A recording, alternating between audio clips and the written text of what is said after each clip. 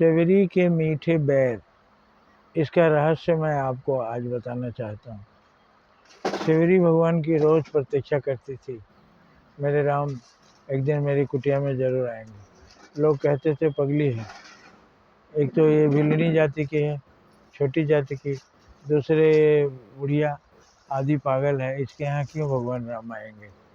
वो तो आएंगे बड़े बड़े महात्माओं के घर, बड़े बड़े ऋषियों मनीषियों के घर, राजाओं महाराजाओं के घर, बड़े बड़े लोगों के यहाँ आएंगे। इतने बड़े आदमी वो गरीब के घर क्यों आएंगे। लेकिन उसको विश्वास था कि एक दिन हमारे राम जरूर आएंगे।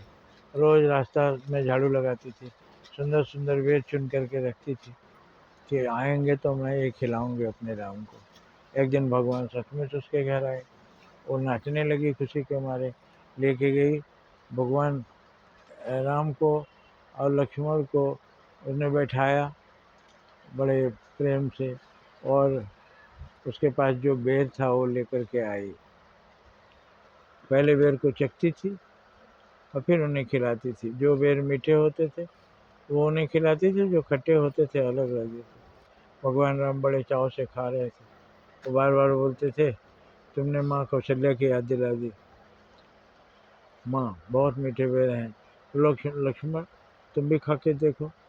लक्ष्मण ने ले तो लिया हाथ में बेर, लेकिन वो मन में सोचने लगे, बड़े भाई हैं, आपकी बात तो माननी पड़ेगी, मैंने ले लिया बेर, लेकिन मैं इसे खाऊंगा नहीं।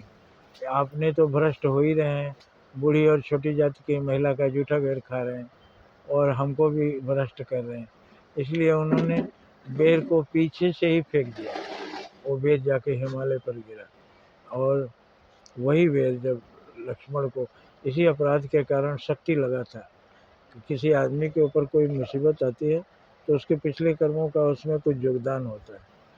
लक्ष्मण को शक्ति इसीलिए लगी क्योंकि उन्होंने भिलनी का बेर हिमालय पर फेंक दिया था। वही जब शक्ति लगी तो उस वही बेर जूठा संजीवनी बूटी बना और लक्ष्मण की जान बचाई। इसीलिए कहा जाता है किसी के प्रेम को ठुकराएंगे तो उसकी सज़ा मिलेगी।